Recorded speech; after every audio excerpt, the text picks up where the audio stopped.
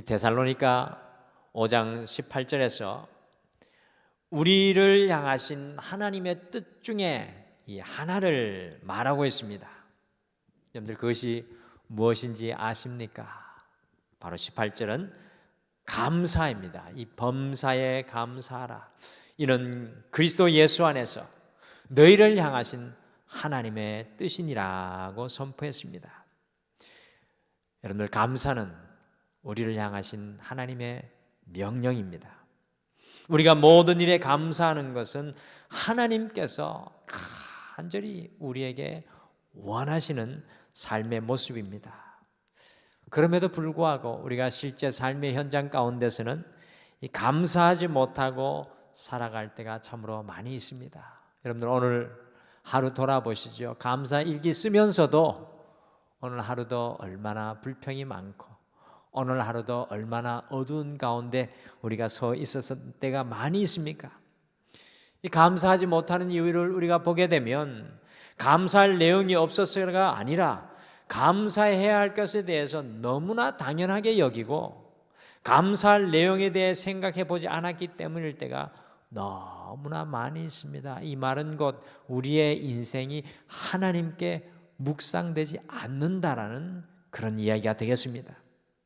그런데 오늘 이 저녁에 우리가 만나는 시편 136편을 지은 이 믿음의 시인은 자신의 시 전체를 통해서 하나님께 감사해야 할 것들을 구체적으로 하나하나씩 열거하고 있습니다. 여러분들 우리가 주일이 다가오기 전까지는 이 시편 136편 많이 우리가 읽었으면 좋겠습니다.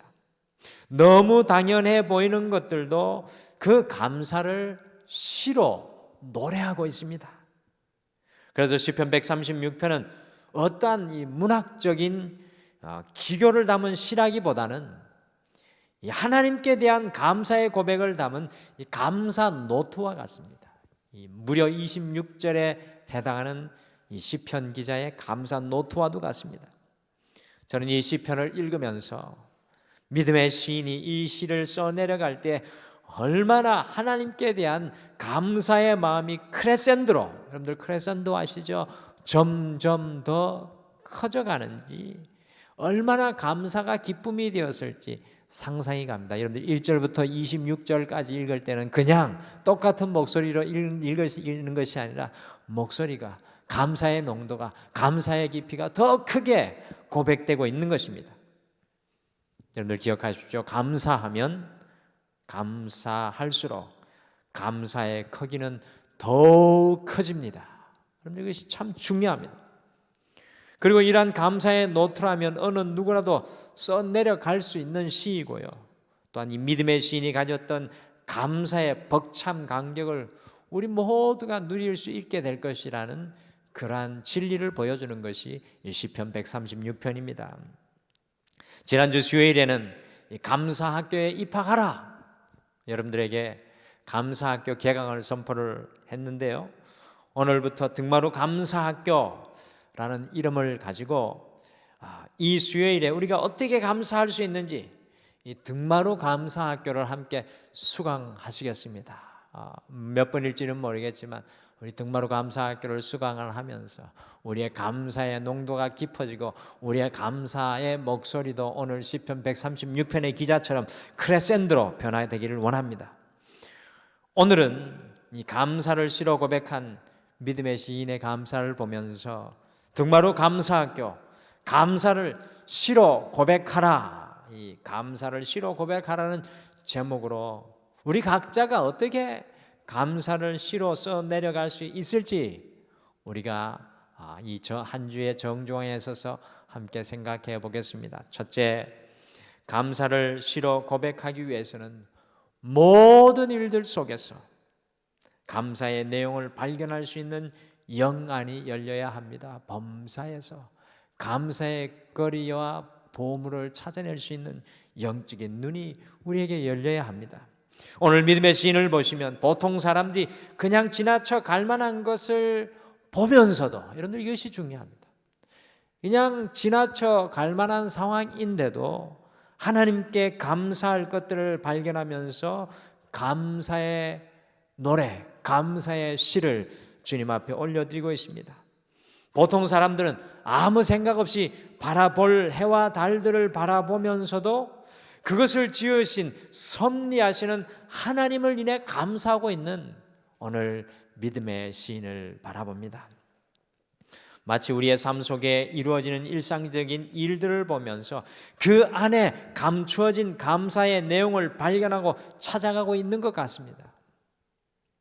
진정한 감사의 시작은 무언가 특별한 것이 아니라 우리에게 베풀어 주신 일상의 삶을 통해서 하나님의 은혜를 찾고 감사하면서 그것을 누리는 것입니다. 그런데 사탄은 자꾸 하나님께서 행하신 선한 일을 보지 못하도록 사람의 마음과 눈을 가립니다. 여러분들, 이것이 가장 큰 영적인 병이라는 것을 우리가 깊이 오늘 이 저녁에 좀 깨달았으면 좋겠습니다. 우리의 눈이 가려워지는 것, 감사를 향해 우리의 눈이 가리워지는 것, 감사를 향해 우리의 마음이 굳어지는 것, 여러분, 이것은 영적인 질병입니다. 그리고 부정적으로 해석하게 하고 원망과 불평의 마음으로 삶의 방향을 이끌어갑니다. 그래서 우리의 마음과 생활을 시들게 하고 병들게 만드는 것입니다. 어느 교회 사모님께서 몸이 안 좋아서 이 병원에 갔다가 위암 판정을 받았습니다. 그런데 갑자기 사모님의 마음에 원망과 서러움이 올라왔습니다.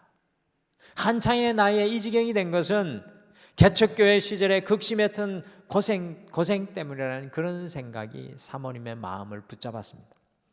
그러다 보니까 목회의 길을 걷게 한 남편 목사님이 원망스러웠고 자신을 병들게 한 하나님을 도대체 이해할 수가 없었습니다. 그런 어느 날 그 사모님의 남편 목사님이 스승인 신학교 학장님을 만나게 되었습니다. 학장님은 제자 목사님의 얼굴에 수심이 가득한 것을 보시고는 이유를 물었습니다. 목사님은 자신의 형편을 학장님께 말씀드렸습니다. 사모님의 딱한 형편을 들은 학장님이 제자 목사님에게 한 가지를 제안했습니다. 노트를 한 권 사다가 아내에게 주세요. 그리고 사모님이 그 노트에 감사할 일만 생각나는 대로 적으라고 해보세요. 이 목사님은 스승님의 말씀을 듣고 즉시 노트와 볼펜을 사다가 아내에게 건넸습니다. 어떤 반응이 일어났을까요? 사모님의 반응이 더 싸늘해졌습니다. 이제 죽을 마당에 무슨 감사할 일이 있다고 그러세요? 그래도 마지못해서 그 감사 노트를 받아든 이 사모님은 무엇이라도 적어 내려가려고 안간힘을 썼지만 한참 동안 아무것도 쓸 수가 없었습니다. 그러다가 아주 평범하고 작은 일에 대한 감사가 떠올랐고 이를 하나씩 적어 내려가기 시작했습니다. 그러다가 문득 생각이 났습니다. 저는 오늘 이것을 여러분들에게 도전하고 싶어서 말씀드리겠습니다. 이렇게 감사의 내용을 적어 내려가지만 말고 우리 동마로 하고 있는데요. 한 가지 더 도전드린다면 감사해야만 할 분들에게 직접 가서 감사의 말을 전하는 것이 좋겠다고 그 사모님의 마음속에 생각이 들었습니다. 다음 날부터 사모님은 이 가까운 사람들을 찾아다니면서 감사 인사를 하고 감사의 기도를 드렸습니다. 그렇게 감사의 말씀을 전하면서 며칠을 지냈는데 몸에 놀라운 변화를 느끼게 되었습니다. 점점 통증이 사라지고 웬일인지 다리에 알 수 없는 힘이 생기기 시작했습니다. 나중에 병원 가서 다시 검사를 받았는데 암세포가 사라졌다는 결과를 받게 되었습니다. 저는 암세포가 사라졌다는 것보다 이 감사를 통해서 이루어낸 삶의 터닝 포인트를 말씀드리고 싶은 것입니다. 감사의 능력은 우리가 상상을 초월하는 능력입니다. 그러니까 주님께서 우리가 감사하도록 살아가라고 명령하시는 것입니다. 그토록 어려웠을 때도 감사할 내용이 있었고요. 감사할 사람들이 있었습니다. 다만 그것을 깨닫지 못하고 당연히 여기며 감사하지 못했을 뿐입니다. 그런데 감사의 눈으로 주변을 바라보게 되니까 감사할 것들이 흙 속에 묻혔던 보물과 같이 반짝거리며 올라오는 것입니다. 여러분들, 감사를 찾는 것은 매일 우리의 인생 가운데 주님께서 숨겨두신 보물을 찾는 삶입니다. 하나님께 불평했던 마음이 감사로 변하게 됩니다. 그 은혜로 마음이 취함을 받고 몸이 취함을 받는 것입니다. 하나님께서 우리에게 행하신 일들, 선하신 그 일들을 찾고 그 일들에 대해 감사할 때 범사에 감사를 시로 고백하는 성도의 삶을 살아가게 됩니다. 오늘 시편 136편의 기자, 감사를 향한 영의 눈이 뜨여 있었던 이 시인이었습니다. 둘째, 감사를 시로 고백하기 위해서는 하나님의 존재와 그 성품으로 인해 감사해야 합니다. 우리 하나님의 존재와 하나님의 성품으로 인해 감사해야 합니다. 오늘 시를 읽어보시면 믿음의 시인에게는 감사할 내용만 있는 것처럼 들립니다.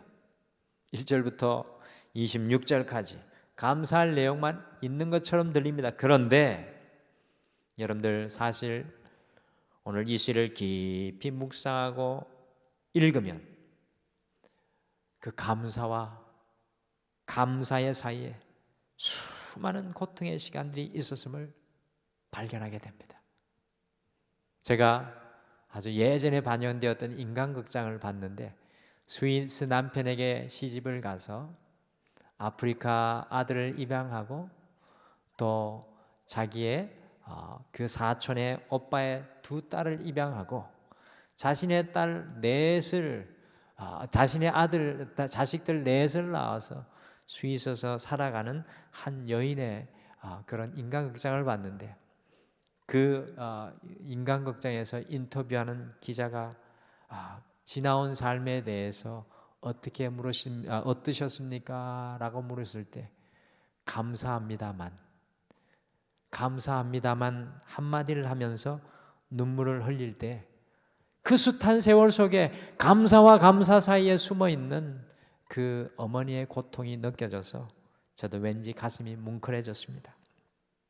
사실 오늘 시를 깊이 묵상하고 읽으시면 그 감사와 감사 사이에 수많은 고통의 시간들이 있었음을 발견하게 됩니다. 여러분들 이 시가 그게 놀라운 것 같습니다.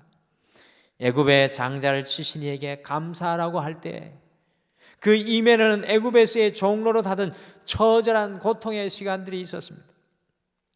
홍해를 가르신 이에게 감사라고 했을 때는 홍해로 인해 길이 막혀 도망가지도 못하고 이집트 사람들에게 죽을 것 같은 치욕과 같은 공포의 시간도 있었습니다. 광야를 통과하게 하신 이에게 감사라고 했을 때는 광야 40년 동안 거친 광야를 떠돌아다녔던 불안과 고통의 시간들이 그 안에 숨어 있었던 것을 발견합니다. 믿음의 시인은 이스라엘 백성들에게 과거의 역사를 기억하면서 감사하게 했지만 실제로 그 당시를 살아갔던 사람들은 하나님께 감사하기보다는 원망하고 불평하다가 하나님의 진노 아래 서 있기 일쑤였습니다. 그런데 세월이 흐른 뒤 돌이켜보니 그러한 일들을 통해 하나님의 선하심과 인자하심을 발견하게 되고 그것에 대해 감사하고 있습니다. 여러분들 오늘 믿음의 시인이 감사하는 것은 하나님께서 하신 모든 일들이 감사할 만한 일이기 때문에 감사하는 것이 아니라는 것을 우리가 분명히 알아야 합니다. 비록 감사와 감사 사이에 고통과 어려움의 순간들이 있지만 그러한 일들을 허락하시고 함께 하신 하나님의 선하심과 인자하심을 온전히 믿기에 믿음의 시인이 감사하고 또 감사하고 있는 것입니다. 그래서 시인은 1절과 마지막 절에 우리에게 분명히 선포하고 이렇게 감사를 이야기하고 있습니다. 여호와께 감사하라.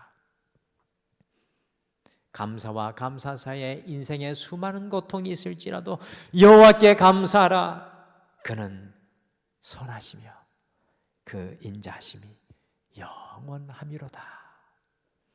믿음의 시인의 감사는 하나님께서 내가 좋아하는 기뻐할 만한 일들을 해주셨기 때문에 감사는 이 조건적인 감사를 초월하고 있는 것입니다. 비록 애굽에서 종로를 하는 일들이 있고 광야의 거친 땅을 가면서 굶주리고 피곤할지라도 그것이 선하시고 인자하신 하나님의 뜻 가운데 이루어짐을 믿고 감사하는 것입니다.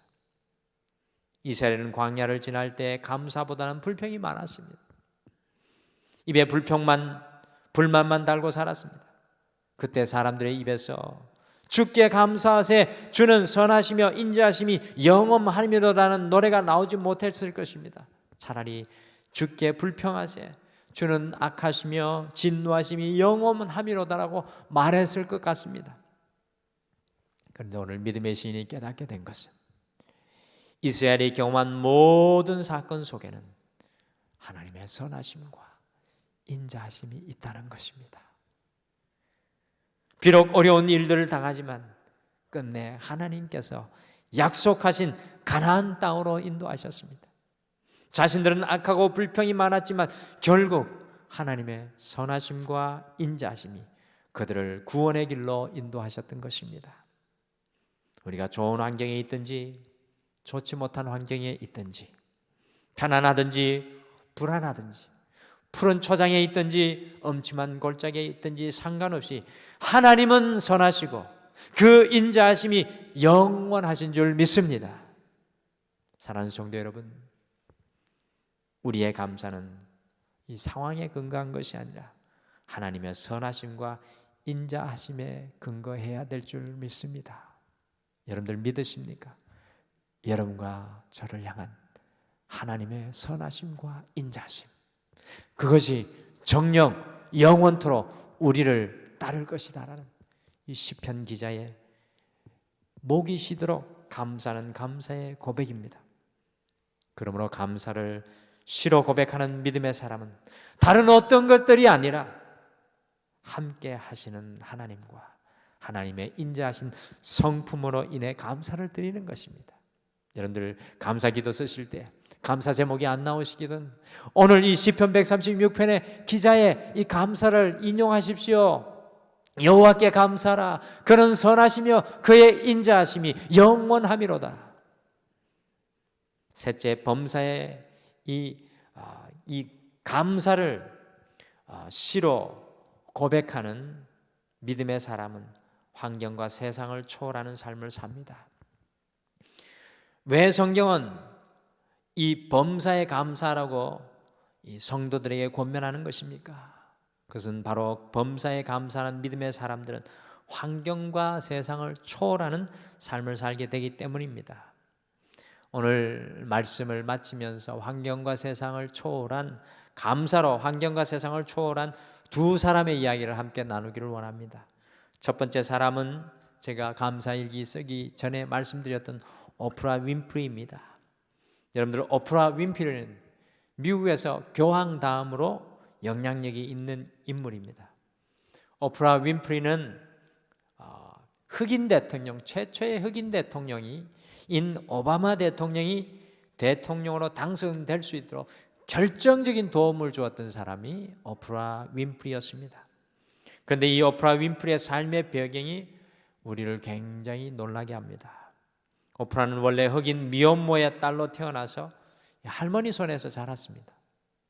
그러나 14세에 삼촌에게 성폭행을 당해 자기 역시 미혼모가 되었고 설상가상으로 그렇게 태어난 아이마저 죽자 절망한 그녀는 가출과 마약 복용 등 자포자기의 삶을 살아가게 되었습니다. 그런 그때 윈프리는 친아버지를 만나게 되었고 그 친아버지는 지금까지 누구도 가르쳐주지 않았던 새로운 삶을 가르쳐 주었습니다.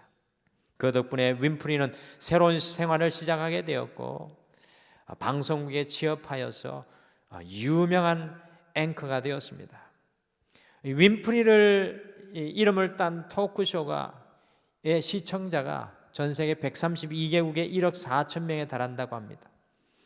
방송 프로그램의 오스카상에 해당하는 에이미상을 30회나 수상했고요. TV 아카데미 명예의 전당에 이름을 올렸습니다. 여성 전용 케이블 TV 옥시전의 동업자이고 연출가이고요. TV 프로그램 제작과 출판 및 인터넷 사업 등을 총망라하는 하퍼그룹의 회장이기도 합니다. 최고의 몸값을 자랑하는 그녀의 재산은 3조 4천억 원에 달합니다. 그리고 자신이 가진 재산으로 아프리카 돕기 등 선한 일에 힘을 쓰고 있습니다. 삶을 포기하고 싶었던 지독한 환경과 조건 속에 있었던 윈프리가 어떻게 이렇게 변화된 삶을 살 수 있었겠습니까? 그것은 바로 친아버지가 가르쳐 주었던 두 가지 습관 때문이었습니다. 첫째, 날마다 성경을 노트에 적는 것입니다. 내 생각이 아니라 하나님의 생각을 자신의 마음의 노트에 옮겨 적으며 각인을 시켰습니다. 두 번째, 그녀는 그날 하루 중 고마웠던 일의 제목 3가지를, 감사의 제목 3가지를 노트에 적었습니다. 어찌 보면 굉장히 간단한 일 같았지만 그 믿음의 감사를 통해서 오프라는 상황과 세상을 초월하는 삶을 살게 되었습니다. 감사로 상황과 세상을 초월하였던 두 번째 사람은 넬슨 만델라입니다. 그는 이 남아프리카 공화국에서 흑인 인권 운동을 벌이다가 1946년에 무기징역 선고를 받고요, 무려 27년간 감옥에 갇혀 있었습니다. 이 넬슨 만델라가 추록할 때 사람들은 만델라가 완전히 폐인이 된 줄 알았습니다. 그런데 70세가 넘었음에도 불구하고 아주 건강하고 밝은 모습이었습니다. 깜짝 놀라서 기자회가 넬슨 만델라에게 질문했습니다. 다른 사람들은 5년만 갇혀 있어도 건강을 잃고 나오는데 당신은 27년을 옥살이를 했는데 어떻게 이렇게 건강하십니까? 도대체 그 비결이 뭡니까? 그때 만델라가 이렇게 대답을 했습니다. 나는 감옥에서 늘 하나님께 감사드렸습니다. 하늘을 보고 감사하고, 땅을 보고 감사하고, 물을 마시며 감사하고, 음식을 먹으며 감사하고, 강제 노동을 할 때도 감사했죠. 건강의 비결은 하나님께 대한 감사에 있습니다. 그 후 이 넬슨 만델라가 70세에 추록을 하고 노벨 평화상을 받고 남아공 최초의 흑인 대통령이 되었습니다. 사랑하는 성도 여러분, 감사를 시로 고백하는 사람은 환경도 세상도 초월하는 삶을 살아가게 되어 있습니다. 아이작 월튼이라는 영국의 수필가는 하나님이 거하시는 곳은 두 곳인데 한 곳은 천국이요, 한 곳은 감사하는 마음이다 라고 말했습니다. 하나님의 임재는 감사를 통해 고백되어지는, 감사의 시를 통해 고백되어지는 역사입니다. 내 마음속에 선하시고 인자하신 하나님을 모시게 되면 감옥 안에서도 하나님의 나라를 경험하는 감사가 있습니다.